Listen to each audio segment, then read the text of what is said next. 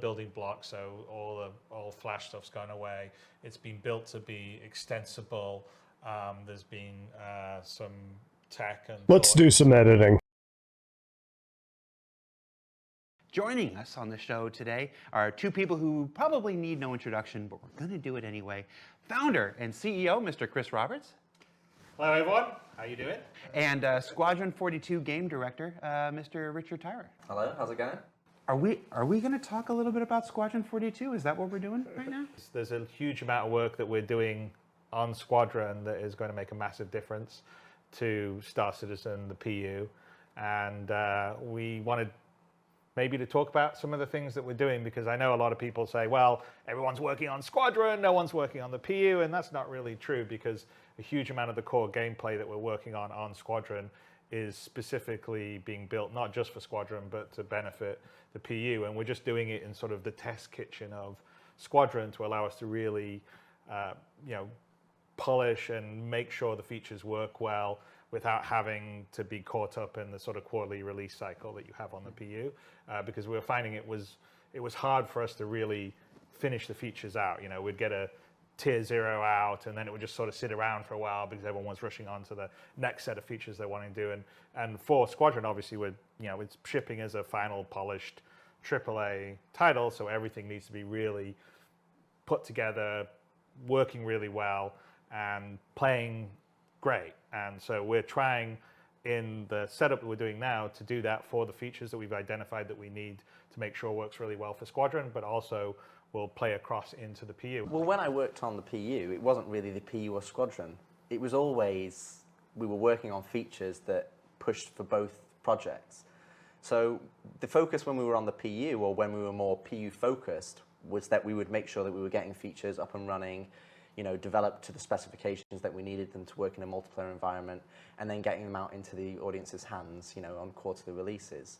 But the biggest issue, I think, if you've seen me doing talks on SC Live over the years, or even in some of our retrospectives, is that we'd get features, and the way that our, CIG is set up is we have feature teams and we have content teams.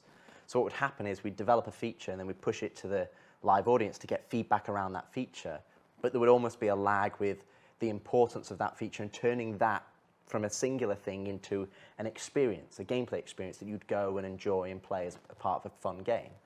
So we always had this lag where content teams were then trying to get on top and then use the feature, and we were trying to change the feature. So I think this kind of pulled it back a bit, allowed us to really focus on both the content and the feature at the same time, because it allowed us to bring it as under one umbrella, which is Squadron 42. So we were able to get that feature in the game, not as a T0, but as a fully whole, capable gameplay experience that, myself, Chris, we can play and enjoy it and go, is this right? Do we need to make it better? How does it feel? And also prove that out with the content that we want. So once we've then developed that and honed it and, almost cast it in that iron, in the crucible kind of thing, we can then move it into the PU, and ultimately, it's not that they're going to get features later, because they would have had them probably earlier, but just not ready. Or I can pick a few features right now where you think, well, there's not really a huge purpose for them. Mounted guns is a good example. It's not really a huge purpose for them in the PU right now, but we're making sure that any feature that we work on has that purpose. So when it does go into the PU, into the game, people can use it and experience it how we wanted it to be designed. We have a couple of videos. Should we show some videos of those? Yeah. So I understand we have two videos. What's this first one we're going to look at? So the first one is more kind of showing what I described with radar scanning, that first aspect. So you're going into a space, you're doing a quick scan wave, and then it's quickly showing you up the little bits that you can interact with. All right, let's take a look at FPS radar and Pi 1. How does the player interface with the game? How do they translate their controls and what they want them to do, ultimately in the universe that they're playing, and how does that then translate in the computer game so that it does what you expect it to do? The whole goal is to make it a sort of physically living universe. Exactly. That you can interact with to a level that in most FPS games you don't, right? Because most FPS games you run around, you shoot things, maybe you pick up a gun drop, but you generally, most everything's static. And so our goal definitely for the PU, it's one of the reasons why we're doing the persistent, the whole idea of persistent streaming and later on the server meshing is to have this fully persistent universe that, you can push the chairs around. In Squadron, we have a huge amount of physical puzzles, interactions, in a level that I haven't seen in a lot of FPS games. So it's almost like a sort of story game and a puzzle game and a traversal game and a combat game and a stealth game and a flight game all rolled into one. And so we need systems that are easy to use. And currently what we have, ideas were good, but it's pretty clunky. So we've been really focusing on it because also we want you to be able, keyboard, mouse. What if you joystick? What if you have a gamepad? And that default item actions is a good point, because that's also something we've gone to and we're changing in the fact that we want everything to have a default action that essentially you go over, you press F, it always does that default action. But let's say you're harvesting harvestables and you want, the default action is that it picks it up and puts it into your hand, but you want it to always be to store into your backpack.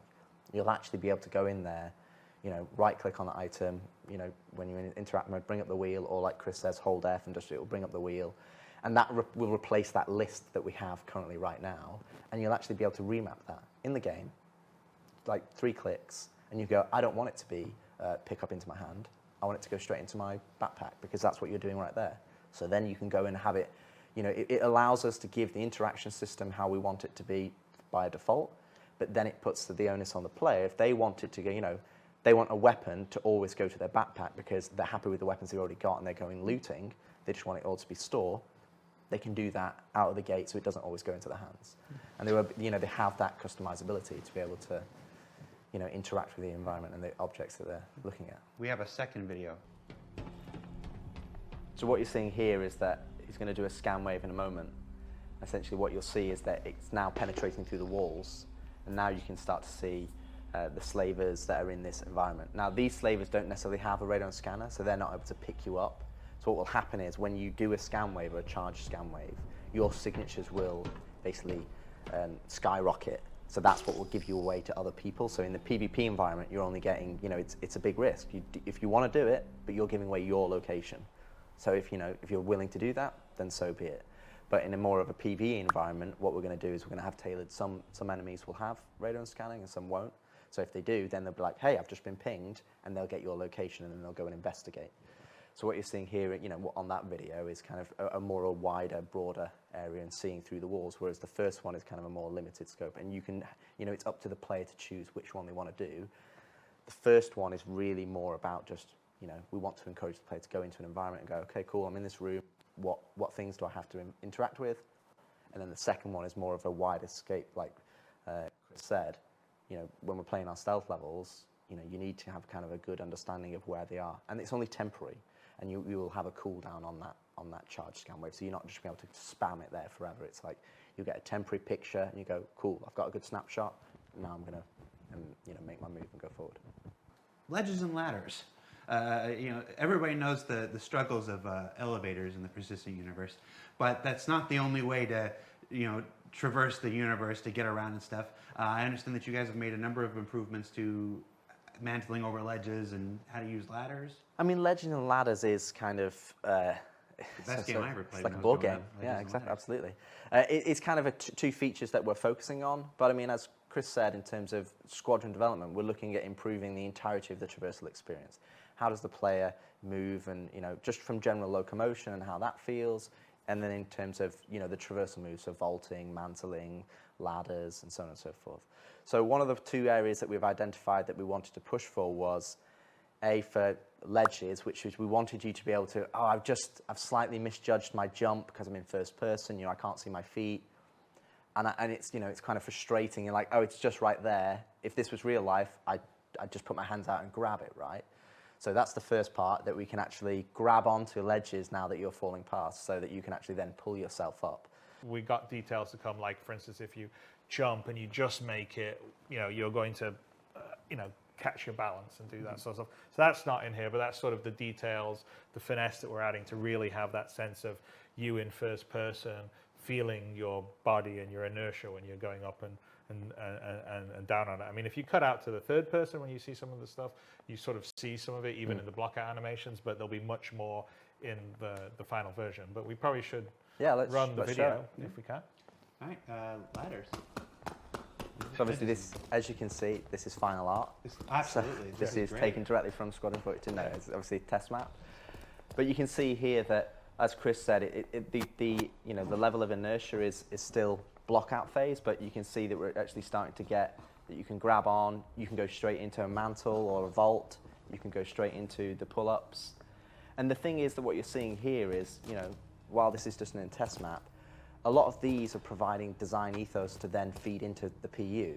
So if we've got derelicts and we've got environments that we want the player to go and do missions in, we don't just necessarily just have to rely on you've only got jump, or you only can do vault and mantle. And right there, we did a jump onto halfway onto a ladder, and here we're looking around to the left, to the right, and you can jump off the ladder at any point. You can slide down it. You can do all sorts of things. Wow. We've got a bit of a sneak peek at the end. Yeah. So We're gonna fight an elevator. The true boss. and we jump across to get on the ladder there. And again, these are all the block out animations. I wonder what that is. What is Someone that? accidentally put that in there. Yeah. Anyway, we have a video to show of that, but it's a complete redo of the current EVA system, and it has a lot more of what you would expect when you're in space, in vacuum, pushing yourself off. You don't, for instance, you have momentum now, so if you push off in a direction, you will just keep moving in a direction. The use of it's far more easy. Yeah. Handling weapons and looking around, and some of the tech that we've developed for the push-pull is the same stuff that we're going to be using for prone and a bunch of other stuff. And really, the looking around on the ladders is kind of based on some of the Yeah, I mean, to be honest, a lot of those systems are, and when Chris says push-pull, he means 0G push-pull, not trolley push-pull. But Although we'll talk about that too. yes, we will. But when we talk about EVA-T2 and 0G, the biggest thing, again, it's just be an EVA right now in the star system and just look left. You don't have a stability of if you're a human being, you look left, your horizon doesn't change because you move your head and it's the same. Our camera tilts and moves, and then you get into a scenario where you're you can't really understand the perspective of where you were in. It's oh, I'm now upside down. So EVA-T2, which again you'll be able to see a clip of it working, it's night and day. It is we basically threw the old one away, and this is a fundamental change in terms of how we work in EVA. First off, you're not upright. You're in more of what we call the Iron Man pose, so you're leaning forward. We still retain the upright pose for certain circumstances, but it means that you've got a better sense of your actual volume when you're traversing forward, so you've not got these legs that are beneath you. You either have an EVA suit with a pack or not, but you still will be able to move around. And we should probably run the video so we can. Good job bringing it back around to EVA at the end like that. Let's take a look at the EVA video, see what we're looking at here. Well, and as Chris says, in terms of Here we go. the EVA, this is what you're seeing here is that you'll probably see some of it in the third person. The thrusters are not firing because it's decoupled. the old VFX, but it's also the old VFX code. So we haven't part of the proper. This is a current PU suit versus what we'll have is a new one with a proper pack that has the thrusters in the right position, and when you go forward, the thrusters going from the back. So what you're actually seeing here is you've actually connected to this surface. So now it's almost like you're in a prone situation, but this is going to be what more our new prone will be. Again, you've got full 360 degrees. You can just move your mouse and you look all the way behind you or all the way in front. And right now we're moving along here, not because we're thrusting, because we're using our hands Exactly. to move ourselves along, and we're looking around as we're doing that. If we went out to the third person here, you would sort of see us moving our hands around. I think we'll see it a little later on. There we go, here we go. So we're just sort of pulling ourselves along. And if we wanted to at this point, we could stop and we could push off against it, and then we would just go floating out into space. So that's the sort of idea of what we call push-pull. And so what you're seeing here... He just pushed himself off. So what you're seeing here, that's actually you're just floating alongside the actual, this fin of this Asiata station.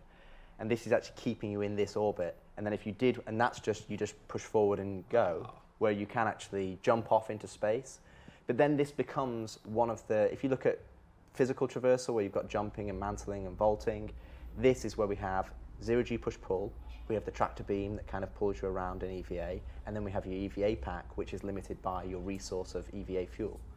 So this allows you to kind of manipulate and go in EVA, and allows us as developers to build EVA traversal spaces, both wide-ranging and both small scale. So yeah, here's I mean, we were before in first person looking around, but here's us cutting out to third person to actually show you what your character and body's doing. And so there's a lot of, I mean, and these are still blockout animations actually, but so there'll be a lot more like nuance of fidelity to it. But yeah, you have a lot more control,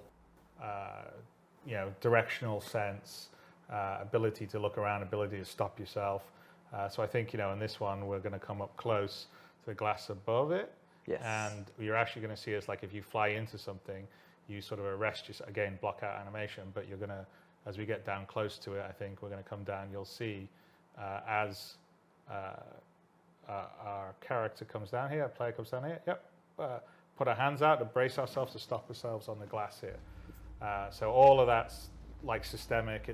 That's not marked up or anything. It's all ray casting, seeing if things, you brace yourself when you come up against, hold on, arrest your thing, you can push off against things.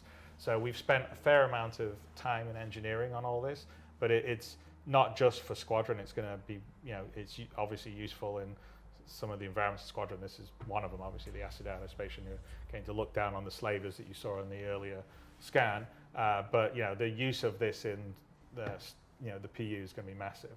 And also the big thing that Chris said there is it's systemic. There's no markup. If you want to go and climb all over a ship, you can do. If you want to climb over a space station, you can do. If you want to climb over anything that's in EVA, it has a surface, you can put your hands on it. It's got a big enough space to put your hands on it. It will work. So there's no like, oh, it only works in this scenario, or it only works in this scenario. It is what you see here.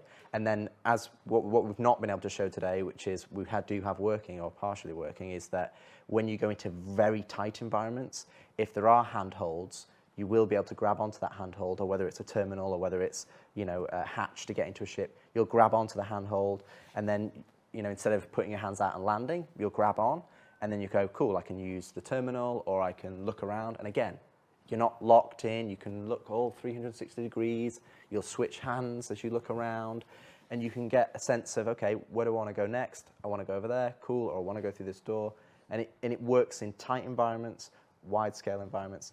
And fundamentally, it's a lot nicer to play than our current version. Really, we have a lot of stuff down on planets, but it would also be nice to have more like exploring more the sort of derelict asteroid bases kind of things, and EVA. I think we all love science fiction.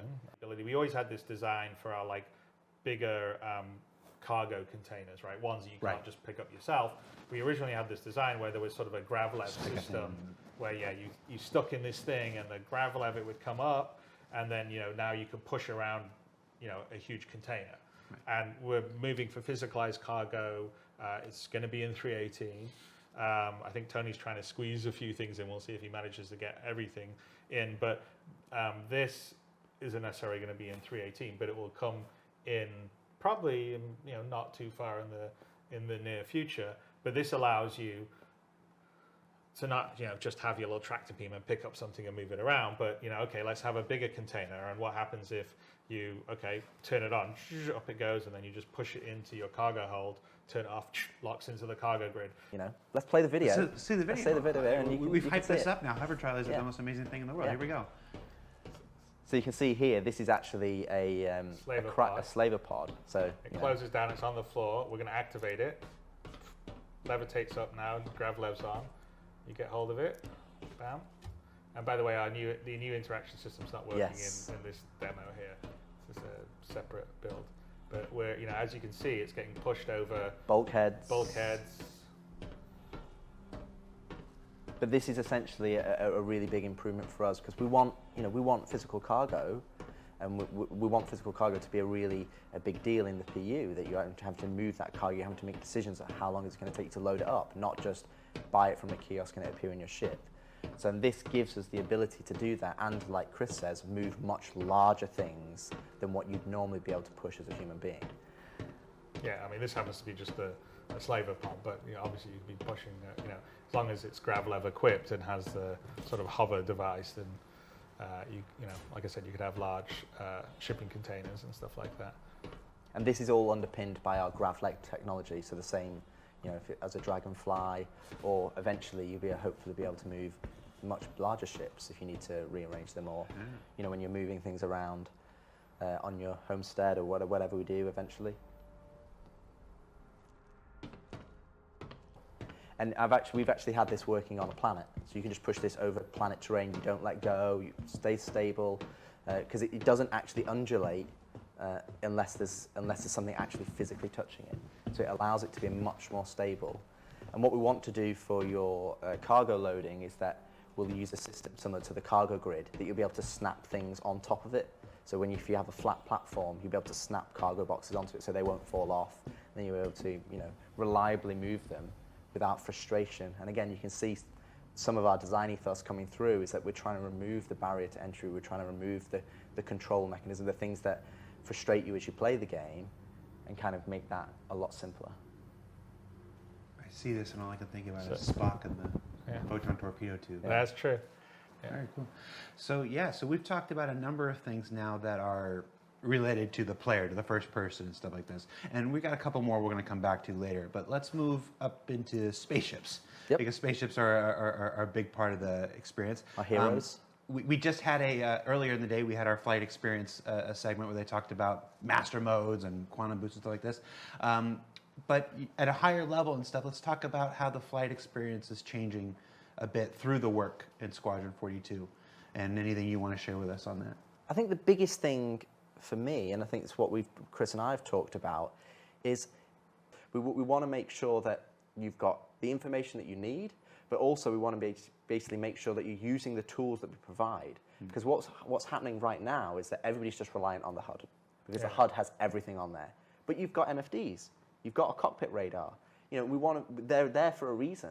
So what's happened over the years is that we've redone them at separate times, and you know, the MFDs are still in Flash, and they've done the building blocks. So we've kind of got into this cycle of trying to, oh no, this is it, this is where the player should be.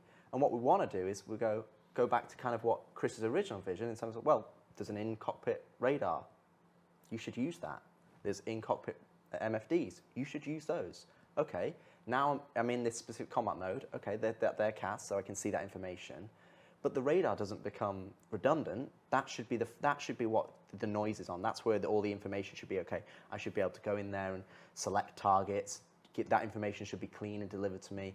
But out in the world, I want to look what's there. I want to look at my target. I want to look what I'm saying. Oh, there's a space station. Oh, there's another guy coming in. So we want to have less reliance on just AR markers for everything, and only reliance on marking the things that are important to you, or you've directly marked yourself. And I would say that definitely, you know, we're putting a bunch of work into the radar, which is really radar / star map. So like what you've never had in the PU. The original design was that that radar that you would see would also scale up, or you would scale out basically, to be a nav map, your star map, right? Your nav map.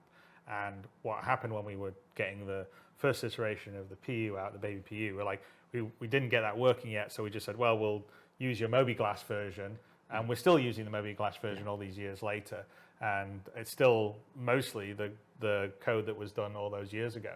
And that's when I mentioned at the top of our talk that, you know, the star map, well, the star map's really star map and radar, because you can zoom in and zoom out, and you can zoom all the way to the radar level or zoom all the way out to the star map. And we've put a huge amount of work into making that much more fluid, much more usable, much visually better, and also having the information there and the interactability. We're going to give you modes and ease of use so that information's presenting to you well, and you can you know, have fun being lost in the world, which is the most important thing. And a certain level of customization, as we talked about, because you know, some ships have better MFDs and more usable places than others and stuff like that. So, well, the other aspect as well, in terms of just the radar and scanning, which is a really good example of a feature that we've put onto the PU in Star Citizen that isn't hit what we envisaged it to be. Because right now, you're kind of limited to 20 kilometers. Now, really, you know, I think you've seen Quantum Boost in some of the earlier videos. The premise that we want you to be is, you know, we've got this vast universe. So we want radar and scanning. We actually, you know, we have this smaller radar and scanning on the FPS. You have the smaller one that's giving you information in the room, and then the larger charged one that's giving you information about maybe the floor that you're on. it's the same principles in the ship side. It's that we want a smaller one that is fairly instantaneous, and that's kind of giving you information about the people you're fighting, or your local environment. And when I say smaller, I'm talking, say, sub 100 kilometers. That's just giving me information around this area. But then we've got the charge scan wave, and that should be giving me information about things that are 10, 15, 20,000 kilometers away. And then that's where QBoost comes in the fact that you're QBoosting to these locations. You're not having to go, okay, there's a quantum travel marker there that's 1 million kilometers away. That's like, okay, I'm making a conscious decision to go there. But for QBoost, it's like, okay, I am there. I want to boost around the environment, but I want to have things spread around so that we're not just cramped in, because radar and scanning is fundamentally, it has two purposes. One purpose is to give you information about the things in your environment, and the second purpose is to help you explore. It's to help you find things that are not necessarily apparent, because space is a big, dark place. So we need that, we want to be able to take advantage of that. So when you have this ability to detect things that are much further away. The wave goes out, and you'll pick up things 10, 20, 30,000 kilometers away. So you definitely won't be able to understand what's there, but you'll say, there's something There's a point there. of interest. There's a point of interest. And so you'll be able to map things, and then we need to get there. But the quantum travel, spooling up, spooling down, and so this is the whole quantum. The idea of quantum boost is your sort of mid-level traversal speed, where it allows you. It's probably about 1/10 the speed of the full quantum travel. Sort of not using all the quantum juice, if you want to think of it that way, but it allows you to sort of get there pretty quickly. In the PU, it's massive, because in the PU, when this rolls into the PU. Now you can have exploration gameplay in space. So, for instance, you could Which we've never had. Yeah, we've never had. So you could be in a big nebula gas cloud, and you scan, and I got a contact 20K away. Okay, I'm going to boost over to see whether. I come up. Oh, look, it's a derelict, or there's a abandoned mining station. This group of rocks over here, or I go over here, and we can even in the PU be in a case where you can almost procedurally generate some points of interest when you start to scan that you can go and visit. So I think the whole idea of sort of these three sort of levels of traversal. One is you sort of regular non-quantum one, where you're just using your regular thrusters, which is much more sort of limited and works for combat and stuff like that. Then there's the quantum boost, which is sort of to fast run over to a place. And then there's the quantum travel, which is the really long, okay, I'm going to go to this planet that's 500,000 kilometers away, and I'm going to be in quantum for 5 minutes to get there. And I think that's going to open up a huge amount in the PU. It makes a big difference to the gameplay. I mean, it makes the exploring in squadron in space feel much bigger. Yeah. Because that was the thing we were trying to follow. And I think it's a problem in the PU right now, is when you're in space, it's sort of like, most of it is it's point to point. It's empty for you, right? It's like you spend your time around the space stations, or some asteroids here around the planet. But we want to open it up a bit more and have that idea of, I can detect something, I want to investigate it. So the whole sort of exploration, investigative gameplay that can happen in space now, because of these different modes of travel and the scanning, is going to be a huge deal. Let's take a look at the quantum boost clip that we have, so we can see it one more time here. So just to call out, that's going to be the old HUD. Yeah, that is the old HUD. That's too busy. Right. That's the next old HUD. Yeah. Earlier we were showing the old HUD. So we've done a scan here. That's also the old point of interest, because the point of interest will be just points. Yeah. But basically, we've done a scan. We've got some points of interest that are multiple 10Ks away. And you can see the distance there. It says 13,000 kilometers on the right-hand side. So this is obviously just placeholder UI for the quantum boost. Again, you can just boost over there. And it obviously has this interactive gameplay, which obviously went into. And this, by the way, that's all programmer work in progress from Yogi on the quantum boost mechanism, because you're just going to have to stay in the zone to keep in boost, otherwise you'll fall out of boost. But we've gone over to the planet here. So what it's allowing you to do is sort of have that mid-level traversal and investigate things without having to spend forever 1200 meters per second, or quantum traveling over it. It's over too quickly. So just to clarify again for folks, if you watched the flight experience segment earlier in the day, that's the old UI, which is probably closer to what you're familiar with in the PU today. What we just showed now is the new old UI, the one that was intermediate now, but we're now moving away from. And the newer... basically it's the same as it's the styled Squadron UI that was from the UI you have in the PU. Right. So what you have in the PU is these generic version that Zane did. This was the one that we had, the style that we did for the Aegis style, but it was still based on the idea of all this information being present. And we've decided that we wanted to really scale that back to be more contextual, to switch between modes. So that's one of the reasons why we're not really showing all the HUD and the MFD stuff now, is because we're in the process of the change. So it's, a lot of programmer are, and you even saw it in the need for speed segment, whereas a lot of that, like the mode stuff and everything, they've just sort of hacked in the modes to the current HUD stuff. But when the new one comes online, it should be much cleaner and easier to go. And I don't know if it was too clear on the video that we were seeing, but on the video we say we were originally in SCM mode, standard control mode, and then we switched to quantum mode. So the spool up wasn't really the spool up for the quantum boost. The spool up was just, there's a spool up as you go into quantum mode, your shield's powered down. So you there is some risk when you're in the fast traversal mode, and the quantum drive powers up. But once it's spooled up and you look at a place, you can boost towards it. And it's just, you press shift and it's instant. Yeah. And so for people that want to, go, oh, what's that over there? People have been wanting to, I just want to like free quantum, right? There's people who want to do that for quite a while. It's like getting on your horse. Quantum boost is. Second start of the right and straight on till morning.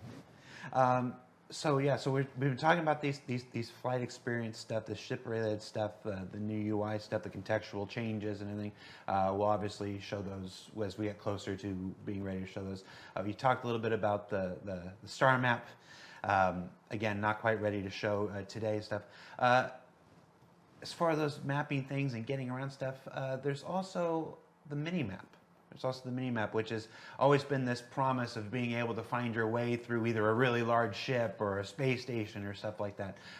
What can you tell us about the work on the mini-map? So radar, as we call it, is essentially, it encapsulates the star map, it encapsulates what's in your cockpit, and it also encapsulates, when you're in FPS, you have an FPS radar and scanner. And the mini-map is essentially a way for you to be able to, and you can access it both from your Mobi or it'll be on your HUD, a way for you to get the spatial awareness in, when you're in a 3D environment in FPS. So I think what we have in terms of the mini-map, it gives you that 3D isometric view that you can move around, and all the information in there is underpinned by the FPS radar and scanner. So the information that you're scanning in the environment is the information that you'll see on the minimap. So we've long wanted this. It's very critical for Squadron, but it's also, I think important for the PU.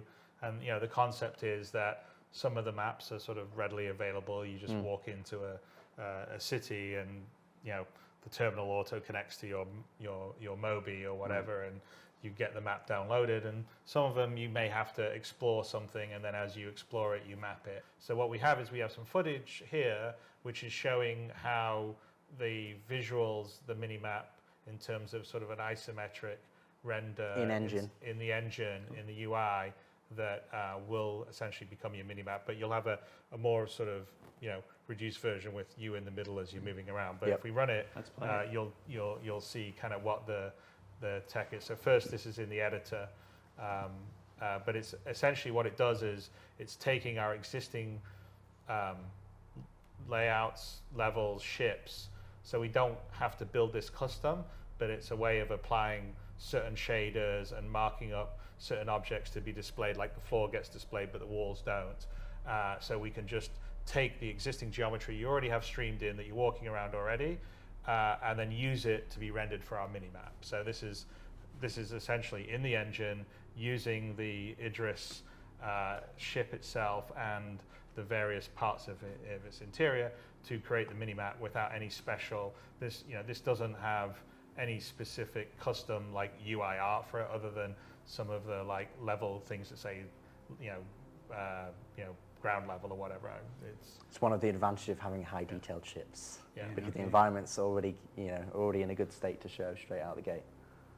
And so the idea of this being systemic is that when the feature is ready to go, ready for prime time and everything, we can just apply it to space station. Yeah, because a lot landing of traditional zones. game development, you have to make custom minimaps. Yeah. So you look at an environment and you go, we have to make a custom environment minimap.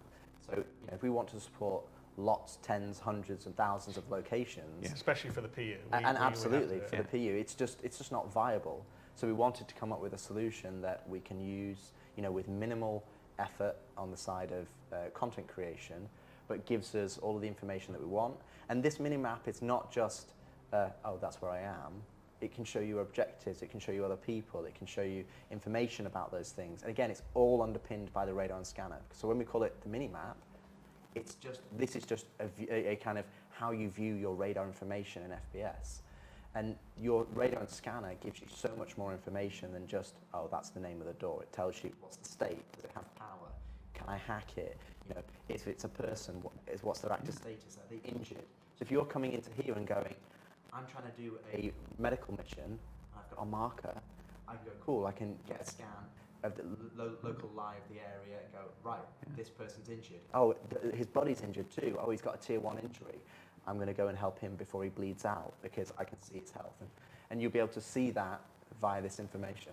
Yeah, it allows you to detect saboteurs or intruders. Absolutely. But then, using like the relay network and whatever, those saboteurs and intruders can start pulling fuses and start hiding themselves from the Well, scanning. this will also underpin resource network. Yeah, so exactly that the same visuals and tech is planned to drop into the resource. So if you're looking at like your schematic for the ship to where your relays are going to be, or security reasons, bulkheads, which doors are open or closed, basically it will pull up your holographic view of your ship like that using the same tech. So that the idea is those two things work well together.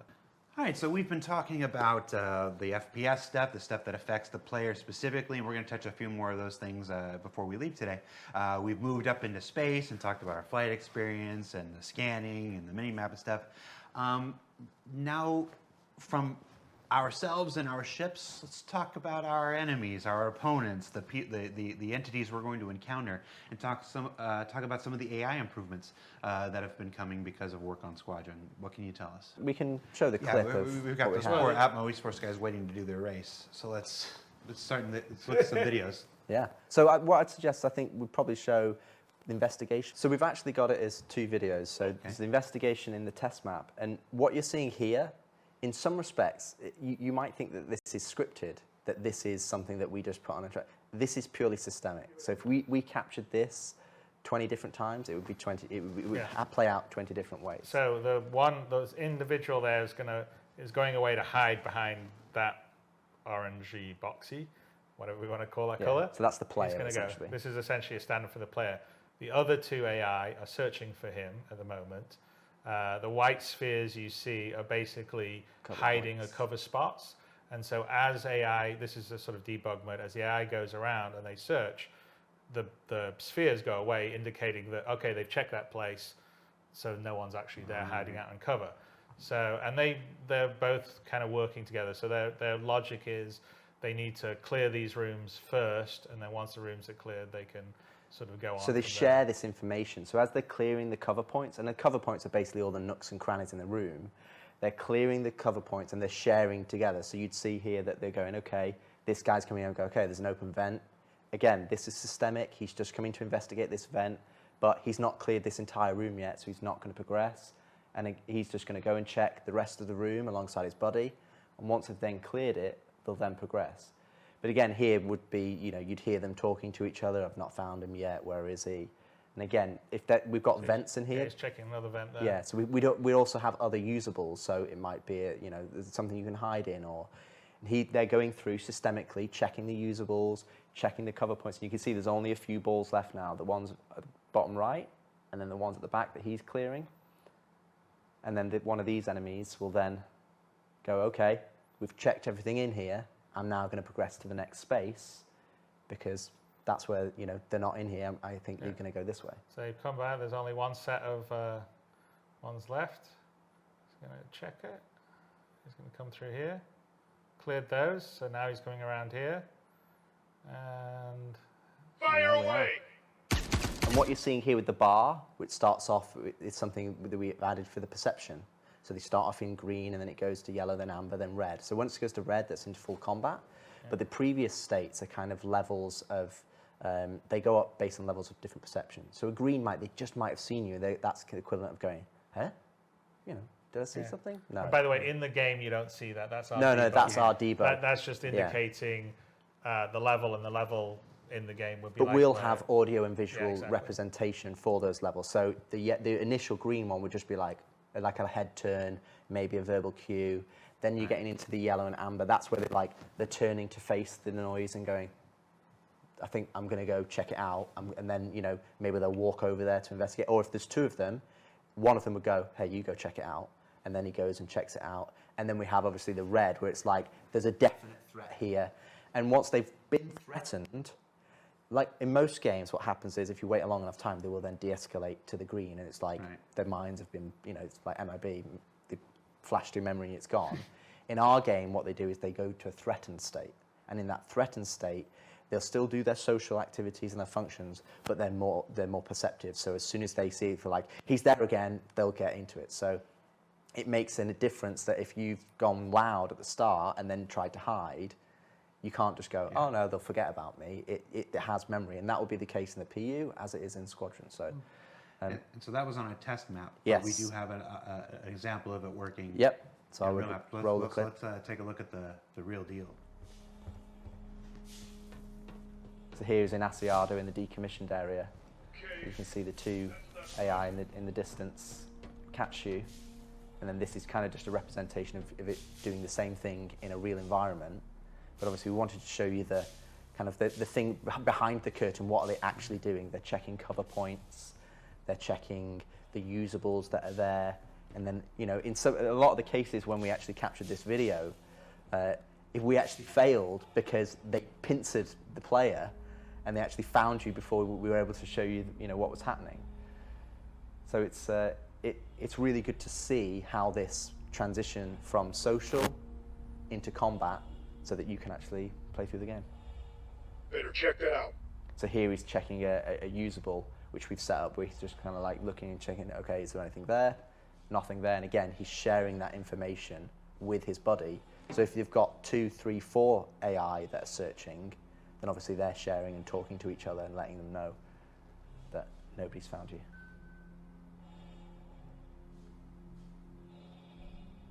Like you may not be able to see them, but you're going to know they're out there looking for you. And if you stay in the same place for too long, they will find you. Yeah, so you can see the one in the background is actually looking over one of the vents, one of the railings, should I say, and then I think the Ross, who captured all these videos, I think he takes a bit of revenge.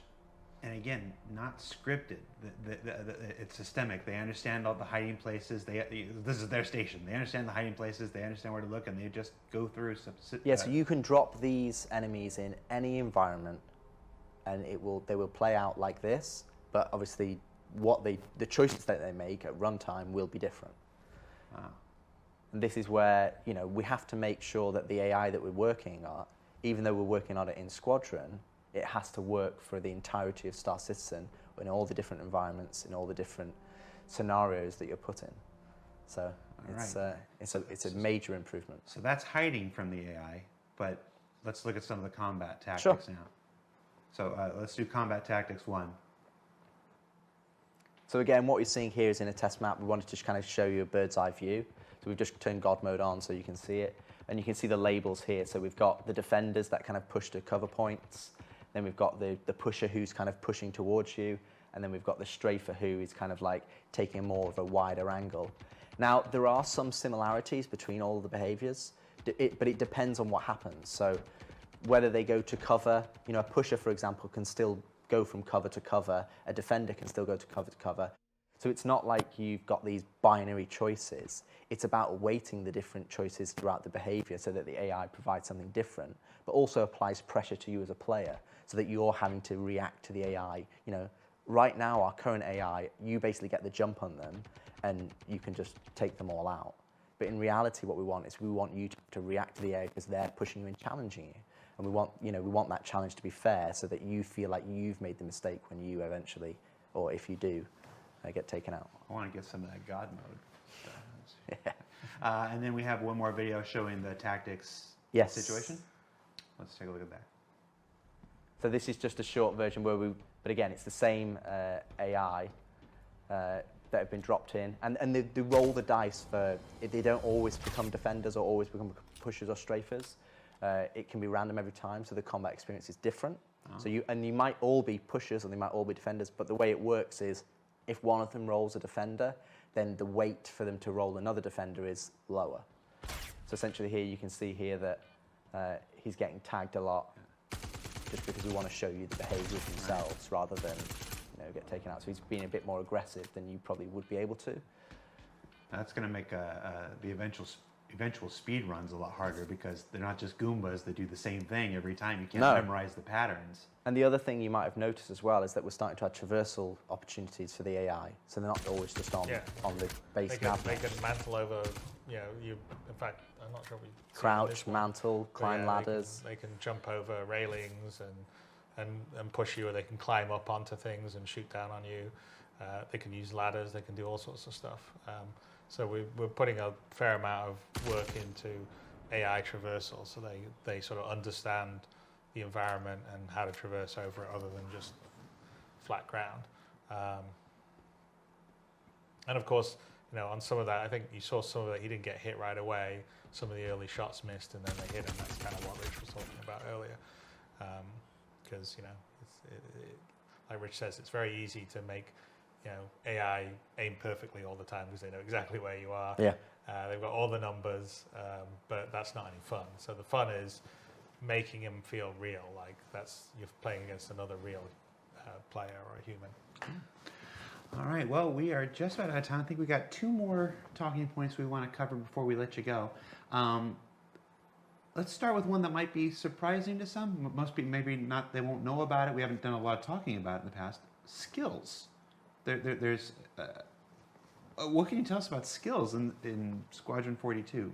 So skills, it's not just Squadron 42, it will be Star Citizen as well. So we've split them up into kind of 2 areas. One is physical attributes. So we have 4 physical attributes such as strength, agility, endurance, and fitness. And then we have techniques, which is kind of like whether it's takedowns or traversal. So if you look at the physical attributes, what we have, essentially we're going to have a skill system that you can go, and the way that you play the game will dictate how you level up these particular skills. So if you're constantly carrying boxes, you may get stronger, so you can actually lift stronger things.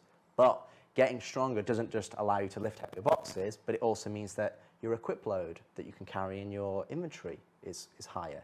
That weight doesn't affect you as much, so you can sprint further because it's not affecting your stamina as much. Your force reactions, you're more resistant to that because you're stronger in yourself. Agility in terms of like weapon swapping or going to ADS. We have endurance, so that's, for example, like how resistant you are to the environment. If you look at, say, Navy SEAL training or SES training in Britain, essentially, they have cold weather training. They have, you can survive in harsher climates. You can go longer without sustenance. And then that's what essentially endurance gives you. And also, for example, like G-force and readout, so that pilots train for that, so they can actually modulate their breathing, so they're actually able to sustain higher Gs than a normal person would be. And then you have fitness. So fitness, for example, you can have a higher stamina. So when we have swimming, you can swim longer. You can hold your breath longer. You can sprint longer. So we have these physical attributes, and we have multiple different ways for how you improve them. And those physical attributes will denote how effective you are at certain things in the game. So, and that will come to obviously for flying as well as in FPS. But we're not going to be removing any of the skill elements. So there's nothing that we're going in there going, oh, you've got 10% more damage. Or, we're going to make you fly the plane better. It's like, no, that's always relying on your skill. This is the things that you can't necessarily improve. So, like I said, how fast you can sprint or how far you can sprint. all of those different things that are tied into your physical attributes. Well, it's like real life, right? Absolutely. I mean, like, you've got to spend some time if you want to increase your strength. Yes, you could naturally be born strong, but if you go to the gym and you start lifting weights, Yeah. okay, I can do whatever. I can like bench press 100 pounds. Now I can do 120. Now I can do 140. Now I can do 160. Now I can do 180, right? Well, you couldn't do 180 right from the beginning. You had to work the same if you're like running, you work your way up to a marathon. And so that's kind of the idea, is there are things that you do during the gameplay that, your gameplay can add to it. But if you want to take some time and go to the gym and do some squats, you can get some of your strength up. And again, that's part of like making the living world. So if you want to invest in your character that way, in a sort of more realistic way, the way the world works, because like Rich says, we still want all the skill in terms of being able to, aim and shoot and do all the rest of the stuff. Then you can do that if that's something that makes sense for what your character is going to be. I mean, Squadron's one thing, but in the PU, I'm a cargo hauler. I probably don't really need to be all buff and everything, because I'm sitting there in the cab of my Caterpillar hauling a bunch of cargo. Like Chris said, squats. If you do squats, like that's the equivalent of us going from crouch to stand, essentially. Yeah. It's like we will allow you to do things like that if you want to go and kind of like level them yourself, but you'll also just be able to level them by naturally playing what you like in the game. That Pilates area and microtech. Yeah. Well, we went all the uniform, and then the other thing that we're going to do, which will tie into the last thing you're going to talk about, is the way that you'll sort of track this is the same way as I've got an Apple Watch on here, and I can have my health app that will tell me kind of how unfit I am. That will be essentially one of the apps in Mobi-Glass, and then one of the last things that we're going to talk about as far as some of the stuff we're doing in Squadron is there's a complete redo of the Mobi-Glass, and the first iteration is in Squadron. There's a sort of cut down set of apps in Squadron because it's the military Mobi-Glass, and you don't need all the cargo trading and all that kind of stuff that you would want in the PU. But it's a framework that we're building almost like our own operating Mobi OS system. Yeah. I don't know if you want to say any more on the Mobi-Glass. Well, I'd roll the clip that we have, and we can. Let's roll the Mobi-Glass. Let's take a look. So the first page that you'll see that's coming up right now, kind of like the overview. So it's the overview of your player, it's the overview of your ship, and then it's like your primary objective. So and all of these widgets that we call them are kind of shortcuts to the kind of the main focus areas. See alerts as you go to the other page. So you can see here we've got your messages. So this is kind of like the email client, and then on the right we've got kind of like the ship chat that's coming in with general ship chat from the AI, which again is kind of just making it believe that you're in this believable environment or a real life environment rather than just you alone. So responsive compared to the old one. Yeah, and it's just a lot cleaner, and the information. It's something that we've tried to be consistent across the HUD and the Mobi, is that we want to make sure that we're giving you clean information. And you can see like the alerts. So the alerts now cleared from the messaging app because we've read the messages, so it's gone. But there was an alert down on our mission side here, but now we've gone and looked at it, it's cleared. So that's the system. It's a framework. So like inside the, you'll get notifications or alerts. Oh, look, I got a new message over here. I'll click over to it. Now we're back. And the biggest thing as well is it's like in everyday life, everybody's pretty much interfacing with computers. They're interfacing with emails and Google Chrome or search engines, and everybody does it every day. So when we come to things like the Mobi-Glass, we have to have a level of familiarity that people understand. It's like, okay, this is intuitive to use. And it comes back to really the original message that we started this talk with. We want to make sure that the game that you're playing, we're removing the barrier to the entry, we're removing the complexity so that you can enjoy the stuff that you want to enjoy. It comes back to bringing all these things together as a unified experience playing the game. And then you start to understand like why we've got an eating and drinking system, or actor status, or injuries, or red outs, and inventory, and hover trolleys and the physicalized nature of the world. And when you start putting it all together, which is kind of, we're seeing that glimpse in Squadron 42 because we're able to focus on that experience, not just individual features. You know, we're starting to not just see it, we're playing it. And I think that's what's really exciting to look at, to show you the progress that we're showing here today, is that nothing we've talked about is like, oh, we're going to start this in 6 months, or we're going to do this in 2 years, or we're going to do that.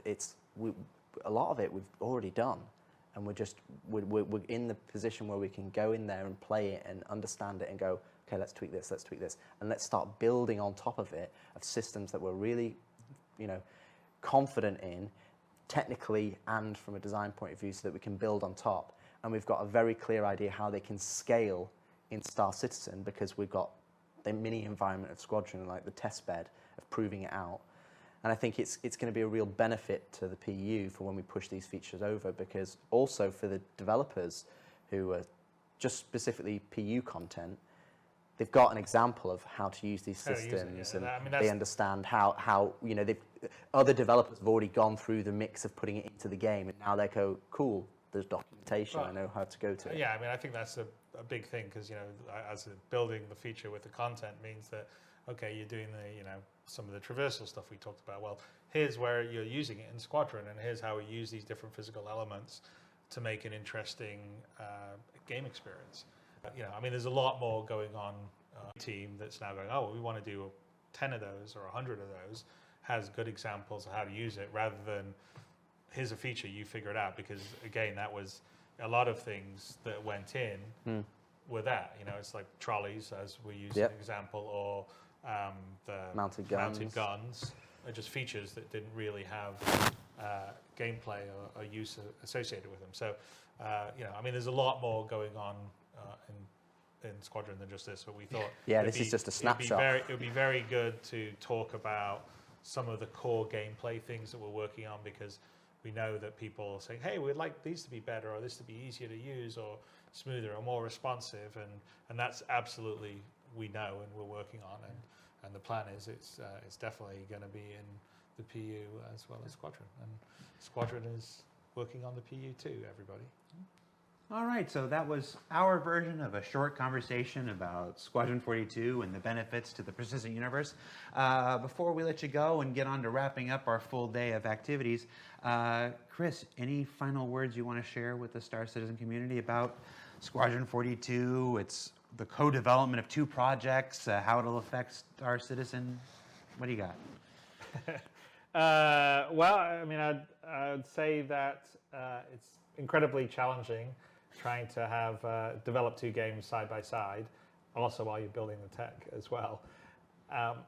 And it's also incredibly rewarding. I have to say that the feedback, especially on the PU side that we see all the time, really helps inform as developers what we're doing all the time.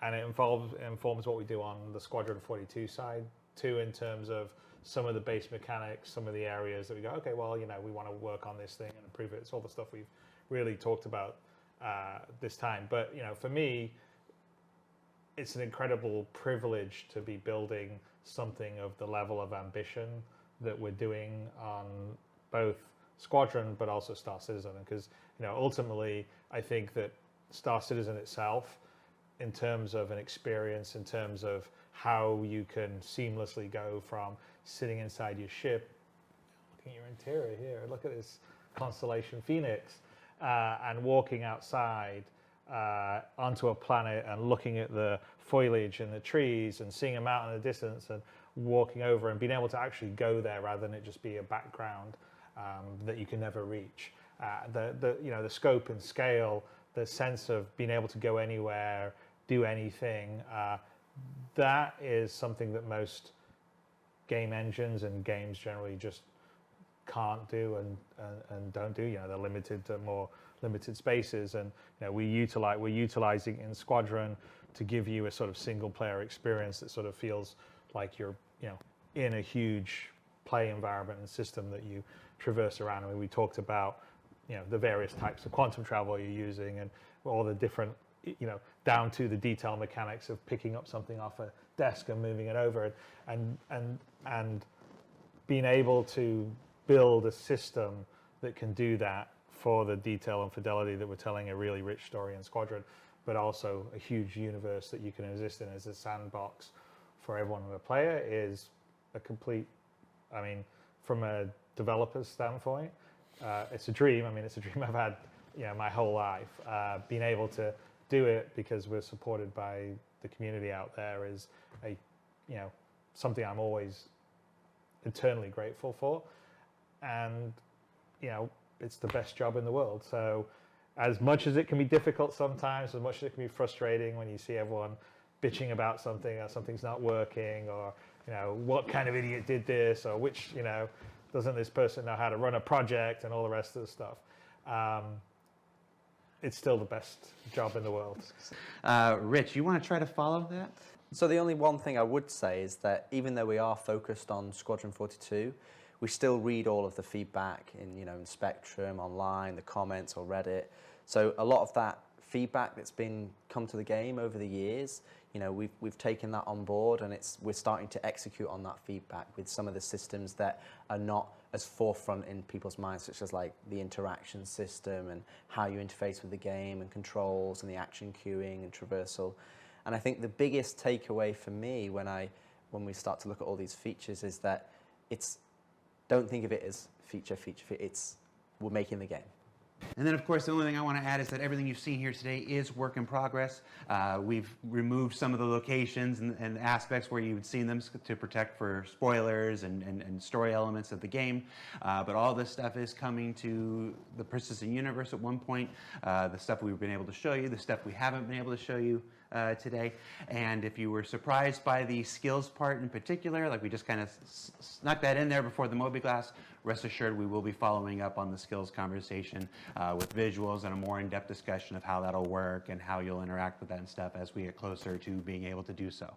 So if you've already gone to Spectrum or Reddit or your YouTube thumbnail and added little red laser eyes to Richard Tyrer, that last part's okay, but everything else, we just ask that you hang tight and give us the benefit of the doubt. It'll be fine. So thank you, Chris. Thank you, Rich, for taking the time to talk a little bit of Squadron 42 with us and how it'll affect the PU.